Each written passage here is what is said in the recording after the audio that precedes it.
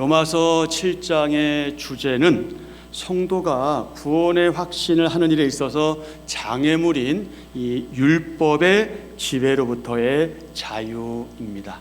7장에는 율법과 관련된 전반적인 내용이 기록되어 있는데, 성도가 율법에서 해방된 사실, 또 율법의 목적, 율법의 기능, 그리고 율법의 한계와 율법의 연약함이 그겁니다. 로마서 7장은 다음과 같이 구분할 수 있습니다. 크게 세 부분으로 구분하는데요, 1절부터 6절은 율법으로부터의 해방입니다. 자, 율법으로는 거룩하게 될 수 없다. 율법으로는 거룩하게 될 수 없다. 오직 메시아 그리스도 예수님과 하나 되어야만, 그분과 연합해야만 어떻게 될 수 있다? 거룩하게 될 수 있다. 자, 다음에 7절부터 14절 이제 바울이 율법을 변호하는 내용입니다. 율법 자체는 어떠하다? 거룩하고 선하다. 율법이 하는 일이 뭐다? 죄를 깨닫게 하고 죄를 죄되게 해준다. 그 다음에 15절부터 25절, 율법에는 한계가 있다. 율법이 죄를 깨닫게 해주는 것은 맞다. 하지만 율법은 어떠하다? 사람이 죄를 짓지 못하도록 해주는 능력은 율법에는 없다. 율법에는 연약함이 있고 한계가 있다. 이것이 로마서 7장의 내용입니다. 우린 지난 시간에 1절부터 3절까지의 내용을 확인했습니다. 1절에서 율법의 일반적인 원리는, 율법은 사람이 살아있는 동안에만, 생존해 있는 동안에만 그 사람을 주관한다. 모든 법적인 권리와 책임은 사람이 살아있는 동안에만 적용되지요. 사람이 죽으면 모든 법적인 관계가 끝이 납니다. 바울은 2절과 3절에서 결혼 비유를 예로 들면서 율법이 살아있는 남편에게만 구속력이 있다는 이 법의 일반적인 원리를 결혼 관계에 적용했습니다. 사랑하는 여러분, 성도인 저와 여러분은 더 이상 이 율법과 결혼 관계에 있지 않고 예수님과의 결혼 관계에 있습니다. 그래서 이런 의미에서 이제 우리는 이렇게 말할 수 있는 거죠. 더 이상 율법은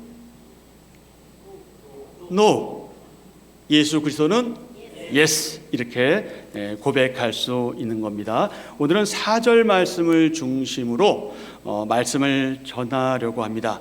4절은요, 1절부터 3절까지의 이 결혼 비유를 이제 성도에게 적용하는 내용입니다. 우리 4절 말씀 다 같이 읽겠습니다.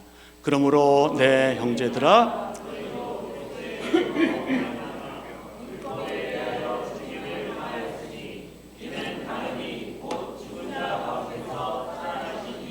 가서 우리가 하나님을 위하여 열매를 맺게 하려 함이라. 아멘. 여기서 죽임을 당하였다 하는 말은 하나님의 주도권을 강조하는 표현인데요, 그래서 하나님의 주권적인 계획인 그리스도 예수님의 죽음을 통해서 성도는 율법으로부터 자유를 얻게 되었습니다.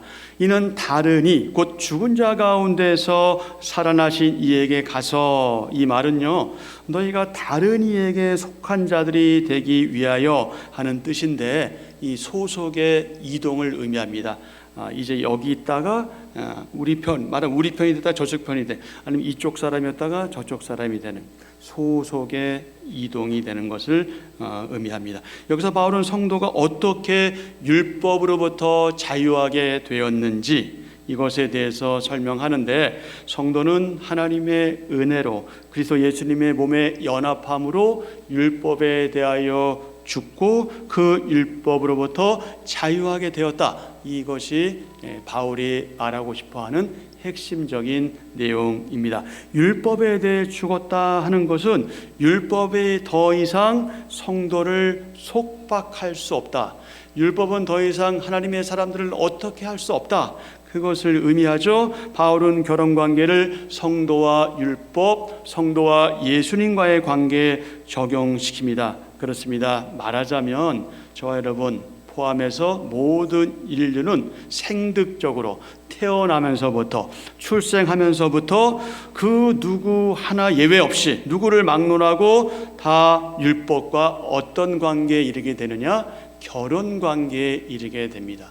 누구나 태어나면서 다 율법에 얽매이게 되지요. 그런데 율법을 통해서는 아무리 애쓰고 수고하고 땀 흘리고 그렇게 애써도, 그렇게 힘들여도, 수단과 방법을 가리지 않고 최대한의 노력을 다한다 해도 율법과 이 사람 사이에서, 이 둘의 결혼관계 속에서 이 존재를 잉태하지도 못하고 낳을 수도 없어요.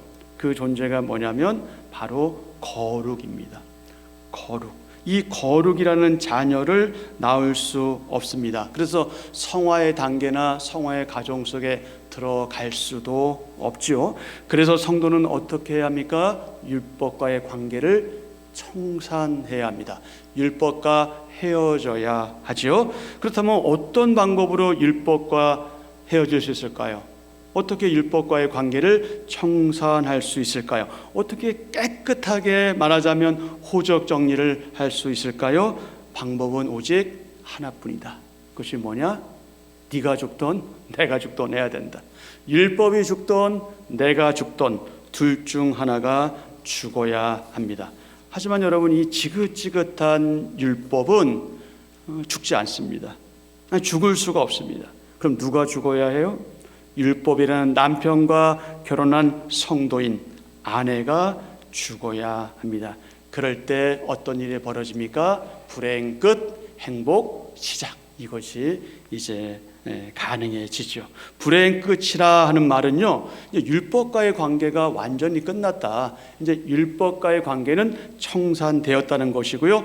행복 시작, 이것은 무엇을 의미하냐면 신부된 우리 성도들이 신랑 되신 예수님과 그 너무나 복된 결혼 관계로 들어가는 걸 의미합니다. 그래서 성도는 죽어야 사는 존재입니다. 우리가 살아있으면 우리는 아직 거룩한 단계에 이르지 못한 겁니다. 우리가 죽어야, 우리의 자아가 죽어야 비로소 우리는 다시 태어나서 살아갑니다. 저와 여러분이 예수님과 결혼한 목적이 있는데 그 목적은 다른 데 있지 않습니다. 여러 가지 말할 수 있지만 그저 그냥 한마디로 표현하면 우리가 흔히 하는 말처럼 하나님께 영광인데, 이것을 좀 더 우리의 삶과 연결시켜서 좀 구체적으로 말씀드린다면, 물론 이 표현도 추상적일 수 있지만 그럼에도 불구하고 우리가 예수님과의 그 결혼관계 속에서 맺어야 되는 열매가 있는데 그것이 뭐냐면 바로 거룩입니다. 우린 거룩의 열매를 맺어야 합니다. 그런데 성도들은 율법을 통해서는 결코 거룩해질 수 없습니다. 오직 그리스도 예수님, 바로 그분을 통해서만 성도는 거룩해집니다. 오늘날 저와 여러분이 율법에 대해 죽었다는 건 이제 더 이상 율법의 통치, 율법의 간섭, 율법의 지배 아래 우리가 놓여있지 않다는 걸 의미합니다. 그래서 율법은 뭐라고요? 율법은 노라고 우리가 말할 수 있는 거죠. 그러나 여러분, 율법은 노라고 해서 우리가 율법을 전면 부정하거나 율법을 폐기하는 그런 의미는 아니고요. 예수님이 예스라는 면에서 상대적으로 율법이 노라는 것을 우리가 이해할 필요가 있습니다. 우리는 율법 폐기론자들이 아니기 때문에 그렇습니다. 저와 여러분,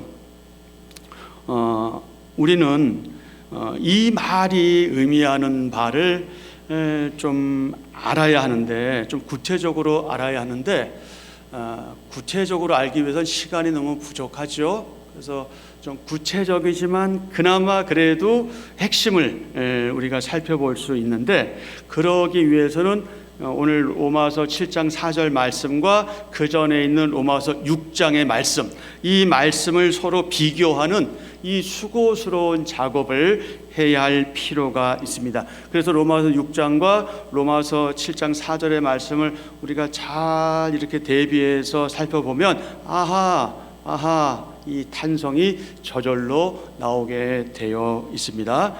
로마서 7장의 주제는 로마서 6장의 주제는 로마서 7장의 주제와 다르지 않습니다. 글자 하나만 달라요. 자, 어떤 차이가 있을까요? 성도의 구원의 확신에 있어 장애물인 죄의 지배에서부터의 자유다. 자, 7장은 뭐였습니까?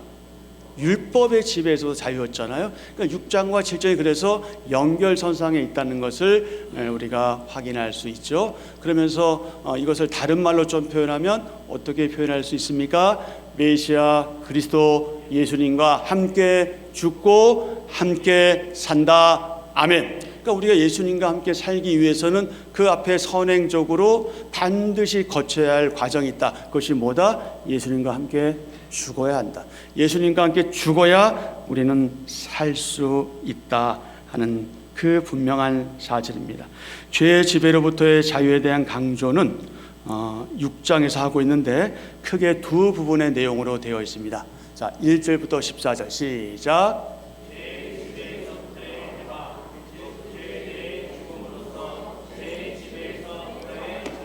15절부터 23절.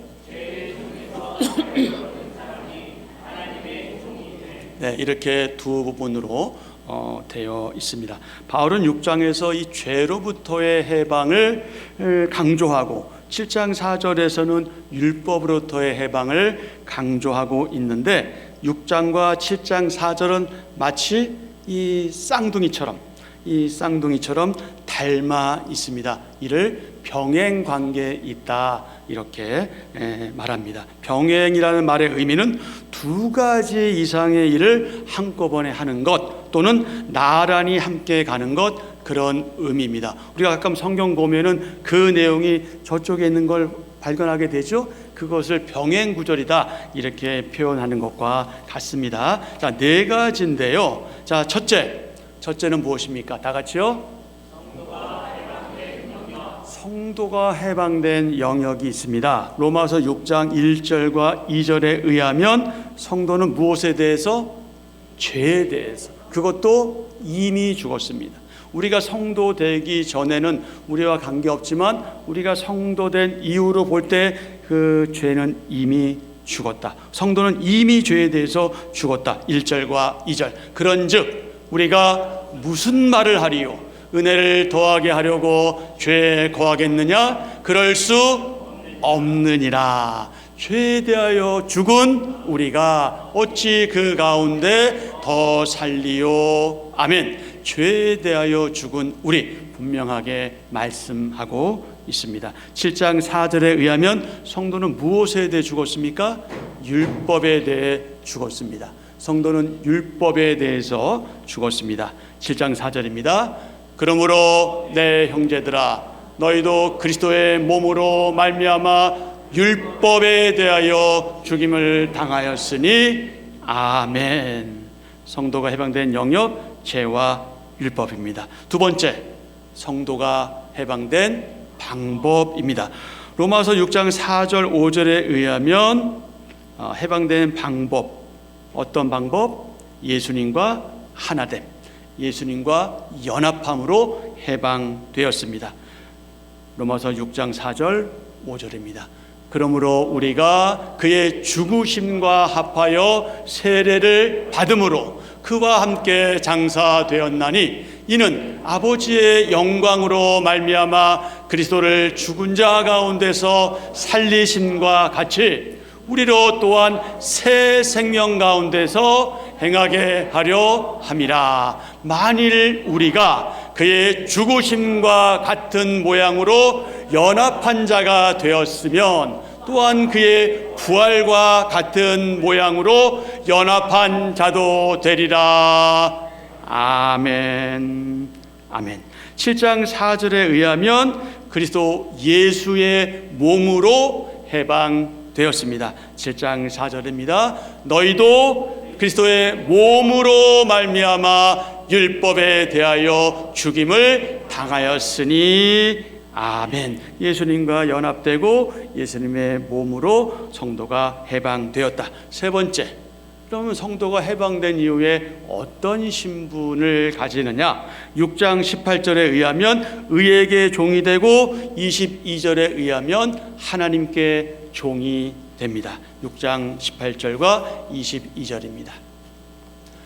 죄로부터 해방되어 의에게 종이 되었느니라. 아멘. 22절, 그러나 이제는 너희가 죄로부터 해방되고 하나님께 종이 되어 아멘. 7장 4절에 의하면 죽은 자 가운데서 살아나신 분에게 가서, 즉 그리스도 예수의 신부가 되었다. 저와 여러분의 신분이란 말이죠. 7장 4절 또 한번 확인할까요? 너희가 그리스도의 몸으로 말미암아 율법에 대하여 죽임을 당하였으니 이는 다르니 곧 죽은 자 가운데서 살아나신 이에게 가서 아멘. 아멘.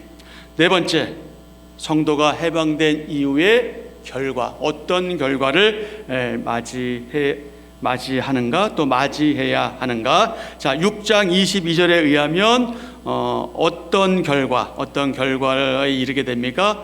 거룩함에 이르는 열매를 맺었습니다. 거룩함에 이르는 열매를 맺었다. 6장 22절입니다. 그러나 이제는 너희가 죄로부터 해방되고 하나님께 종이 되어 거룩함에 이르는 열매를 맺었으니 그 마지막은 영생이라. 아멘. 하나님께 종이 되어 거룩함에 이르는 열매를 맺었는데 그 마지막은 뭐라고요? 영생이다. 이 기쁜 소식인 거죠. 저와 여러분에게 최대한의 기쁜 소식이죠. 뭐라 말로 표현할 수 없는 복된 말씀, 바로 저와 여러분의 영생에 대한 말씀이잖아요. 근데 그것과 더불어서 우리가 어떤 결과에 이르게 돼야 되냐면 하나님께 종이 되어 거룩함에 이른 열매를 맺어야 한다. 그리고 그 이후에는 영생이 있다. 자, 7장 4절에 의하면 하나님을 위해서 열매를 맺게 하려는 겁니다. 7장 4절 또 함께 봅니다. 너희도 그리스도의 몸으로 말미암아 율법에 대하여 죽임을 당하였으니 이는 다른 이 곧 죽은 자 가운데서 살아나신 이에게 가서 우리가 하나님을 위하여 열매를 맺게 하려 함이라. 아멘. 우리가 하나님을 위하여 열매를 맺게 하려 함이라. 사랑하는 지체 여러분, 저와 여러분이 우리 성도들이 율법에서 해방되고 죄에서 자유를 얻은 것, 그것은 그리스도 예수님과 하나됨, 그분과 연합함에 근거한다. 성도들이 율법에서 해방될 수 있는 근거는 이 땅에 성육신하신 참 하나님이시고 참 사람이신 예수님께서 성도들을 대신하여 죽으시고 또 성도들을 대표해서 부활하신 바로 그 객관적인 사실에 있습니다. 우리는 그 사실을 믿습니다. 그러므로 저와 여러분은 이미 메시아 그리스도 예수님과 연합함으로 율법에 대하여 이미 죽은 존재일 뿐만 아니라 예수님과 결혼한 그분의 신부입니다. 그래서 바울은 로마서 7장에서 이 결혼 비유를 통해 성도들은 원래 율법과 결혼한 자였으나 지금은 예수님과 결혼한 새로운 존재들이다, 이렇게 강조한 겁니다. 그러므로 저와 여러분이 예수님을 주님이라고 부르고 예수님을 주님으로 고백하는 것, 그것은 곧 하나님을 그렇게 부르는 것과 다르지 않습니다. 그러기에 예수님을 주님으로 부르는 성도인 저와 여러분은 우리를 각자 삶의 현장, 가정과 학교와 직장과 일터와 우리가 발딛는 모든 바로 그곳에서 구체적인 삶의 현장에서 주님의 주님 되심을 드러내는 그런 삶을 살아야 하지요. 예수님과의 결혼관계를 통한 연합, 하나됨의 결과 성도들에게는 이런저런 특권들이 주어지는데 특별히 5가지의 특권들이 주어집니다. 제가 첫째 하면 여러분이 읽으시면 됩니다. 첫째,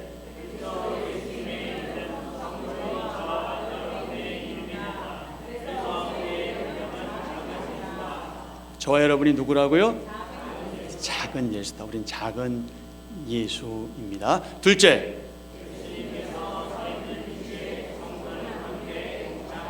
셋째,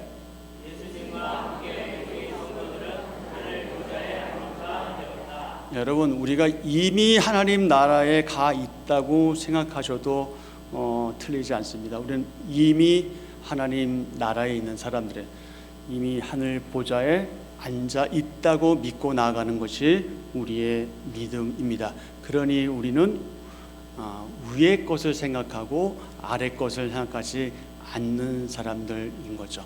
넷째, 다섯째, 이에 하나님의 자녀가 된다, 여러 가지 이야기할 수가 있지만 이런 특권들이 우리에게 주어지는 거죠. 예수님과 우리가 결혼 관계를 통해 하나 되고 연합되었다는 것, 그것은 성도에게 다양한 특권이 주어져 있음을 의미합니다. 이것은 엄청난 특권입니다. 우리가 잘 알지 못하고 잘 이해하지 못하고 잘 느끼지 못해서 그렇지, 이 원리를 바르게 알기만 하면 이것이 엄청난 그야말로 특혜인가 하는 것을 알 수 있게 됩니다.